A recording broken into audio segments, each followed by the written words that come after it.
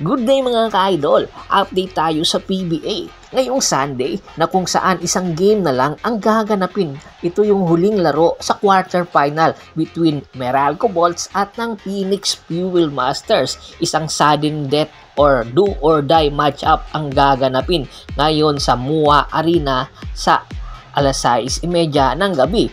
Na ang nakaraan laro ng ng Meralco Bolts at ng Phoenix Fuel Masters ay nanalo nga ang Meralco Bolts sa score na 109-94 na kung saan naging best player of the game si Buong Quinto at 6 na players ng Meralco Bolts ang nasa double figure. Hindi napapayag ang Phoenix Fuel Masters na muling manalo ang Meralco Bolts dahil kung mananalo ang Meralco Bolts ay didiretso na ito sa semi-final matchup between Magnolia Pambansang Manok Timplados, kaya kaabang-abang ang nasabing matchup. Samantala, ang Meralco, ang SMB at ang Barangay Ginebra ay maghahanda na para sa kanilang semi-final matchup ngayong Wednesday sa Best of 5 series.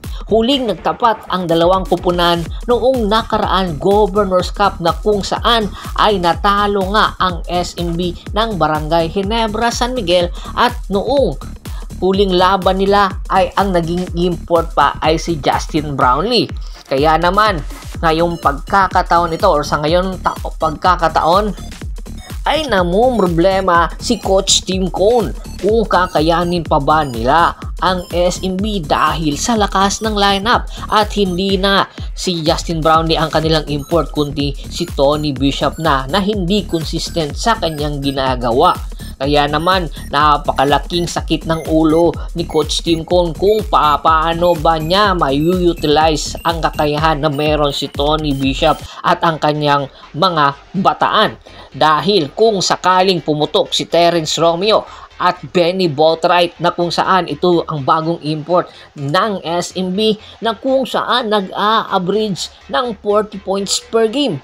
Bigating import si Benny Boatwright at hindi basta-basta dahil sa 10 attempt neto sa 3-point shot ay 6 ang pumapasok. Napakataas ng percentage ni Benny Boatwright sa outside shooting, especially sa 3-point field goal.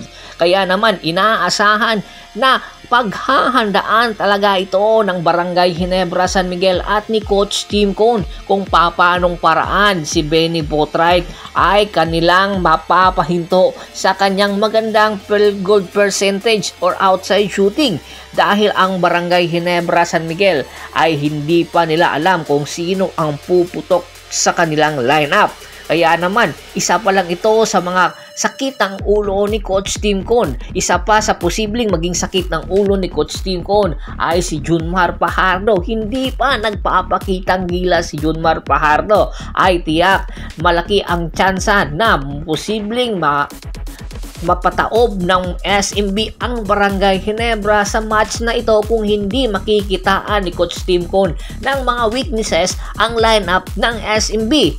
Sino ba ang posibleng sandalan ni Coach Tim Cone pagdating sa crunch time? Si Christian Standhardinger ba? Na kung saan meron tatapat sa kanya na si Junmar Fajardo, Muala Tautua, Vic Manuel na i-activate para pangtapat kay Christian Standhardinger. Sino ba ang posibleng pumutok? Si Scottie Thompson ba? Kinakailangan na nga ba ilabas ni Scottie Thompson ang kanyang e-game para makatulong sa kanilang match-up sa semifinals ng SMB at ng Barangay Ginebra na kung saan gaganapin ngayong Wednesday? Ano sa tingin nyo? Komento na sa baba ng video sino ang makakalamang sa match-up ng sister team na ito, ang SMB or ang Barangay Ginebra. Komento na sa baba ng video at pag-usapan natin yan. Once again, this is Percival Monteron at your service. Don't forget to subscribe my sports channel at don't forget to click the notification bell button para nga maging updated palagi sa kwentuhan.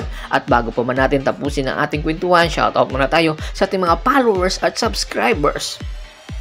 Kay Sir Ronald Bersubidad, Kagawad at sa kinudukusin ng Hagonay Bulacan, Ricky Lanza ng Ricky Rider TV ng Tansa Cavite, Tumi Abapo, Ronald Gato, Criston Mariscal, Rafael Branya, Bernie Jan Cordoba, Michael Rosalado at sa Rosalado family, Marami pong salamat sa walang sawang nyong pagsuporta. Pakibisita na rin po ng Facebook fanpage ko. Paki-like, paki-follow, paki-share, ganun din po sa YouTube channel ko. Hanggang sa muling kwentuhan, maraming salamat po.